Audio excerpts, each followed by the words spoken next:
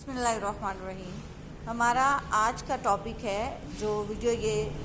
بننے جا رہی ہے کہ آپ نے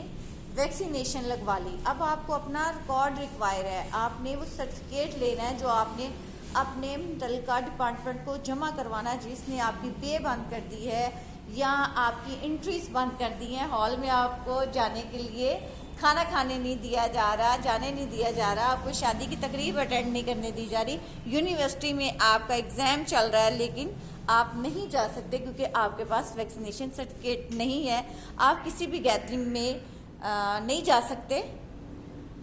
واللہ عالم کہ کیا کیا آپ کے مسئلے مسائل ہیں، لیکن ان کا حل اب کیا ہے کہ آپ نے انجیکشن لگوا لیا، ویکسینیٹ ہو گئے، آپ کو 11 شہر سے میسج بھی آ گیا کہ آپ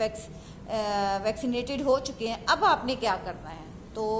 اس کے لیے آپ کو ایک سرٹیفکیٹ ریکوائر ہے جو نادرا کی ویب سائٹ پہ پڑا ہے، وہاں آپ آن لائن 100 روپیہ فیس جمع کروا کے بھی سرٹیفکیٹ جمع لے سکتے ہیں، نہیں تو آپ اپنا